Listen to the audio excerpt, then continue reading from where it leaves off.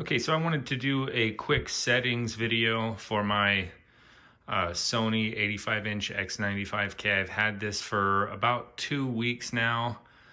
Initially, I was a little disappointed in some of the blooming, but at this point I think it's pretty good.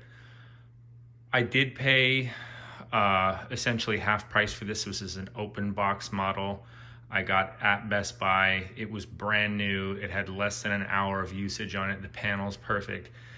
Everything is perfect. And when I first turned it on and started watching it, I was a little bit disappointed in the blooming, which is, I imagine, probably why the previous owner returned it. But I have been able to dial in the settings, nothing crazy, but it has mitigated things quite a bit.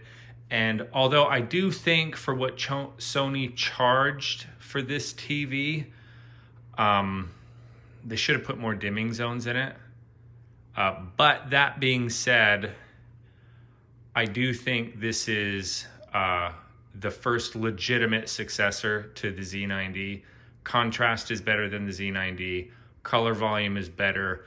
Blooming is maybe about the same blooming control. The Z9D didn't get as bright as this TV, so the blooming wasn't as obvious. And then I went from a Z9D to an OLED, which has perfect contrast and no blooming. And so that was kind of my reference point coming to this. So had I have gone directly from the Z9D to this, I probably would have been elated. And you can see some blooming on the camera right there, but it's way, way, way crazy exaggerated compared to what I'm seeing in real life. So let's go ahead and take a peek at the settings. So I use Cinema, and I have auto picture mode off, ambient light sensor off. So brightness, I turned the brightness down to 45. Contrast is at 90. I put the gamma at -2. Gradation preferred. I left black level alone, black adjust off, advanced contrast are off. Now, you can turn this on and it does make things a little more vivid, but I found that it just kind of made the blooming a little more obvious, and I don't think you need this. If you turn this off and you're not scrolling through it on, I mean, obviously when you turn it on, it looks a little more impressive, but if you leave it off and you just watch HDR content, it looks fantastic, but this is all your preference. And you can see that when you engage this menu over on the left, like the TV turns off the local dimming, which I think is crazy. I don't know why Sony decides to keep doing that year after year. Local dimming on high, peak luminance on high. Of course, this is HDR content.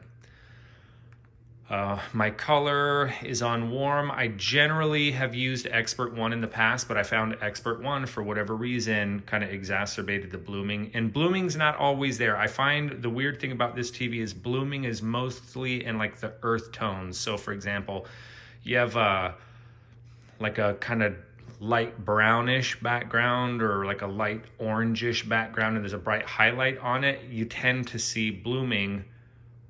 Whereas on a dark background, like a dark black background, you don't see blooming as much. So I find that that's weird, and maybe that's something that could be dialed in with a future firmware update. But warm, I don't think it looks bad. Live color, I turned off because I found this kind of brightens the picture and adds to the blooming a little bit, and the color volume is so good, you don't really need it. Clarity, I did find on the 85 that maybe the image was a tad bit soft coming from OLED, and that also could be because OLED has instant pixel response and there's literally no motion blur at all. So I turned reality creation to manual and 50. I'm not dead set on this, but this is just where I have it now, but you just can kind of tune to your taste. Noise reduction off, digital noise off, smooth gradation low, motion. So I'm super sensitive to motion issues. I hate soap opera effect, but I also hate stutter. I actually found that turning motion on auto and then Cinemotion to off has given me the clearest picture. I don't notice any stuttering, and it's not too much smoothing. And then this is all just left at default. So I find that these so far have been the most pleasant picture settings that I have come up with. I think it looks fantastic. Like I said, I'm not bothered by the blooming a ton. I see blooming in like maybe 5% of content. And since I've only had this TV for a few weeks, I haven't actually watched a ton of movies. I've done mostly like torture tests on it just to see if I wanted to return it within the window. I decided to keep it. And the more full movies I watch, the more I'm enjoying this TV.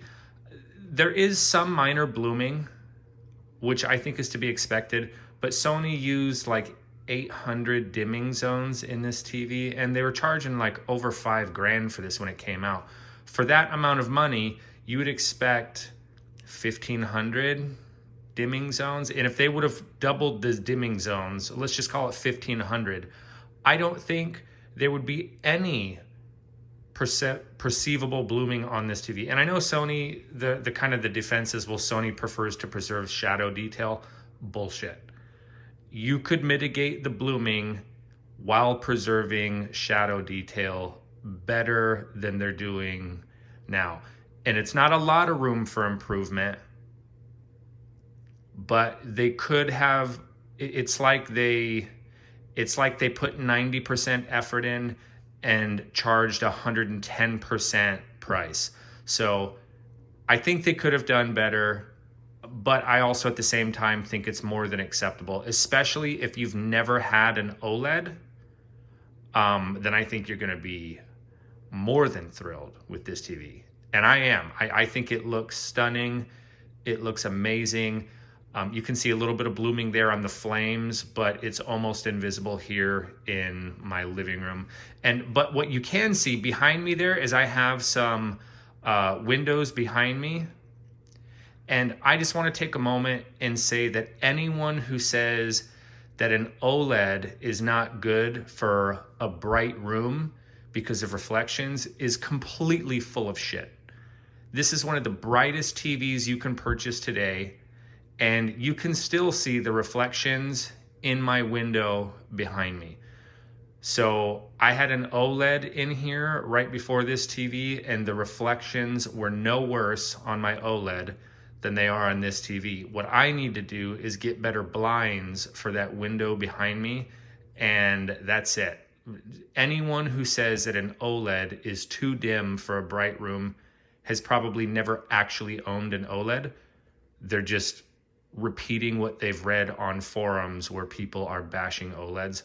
I think OLEDs look fantastic. I think a high-end LCD will compete with an OLED. You just have to understand that the pictures, they're amazing in different ways. So that's it. That's my picture settings. If you use them, I hope you like them. Peace.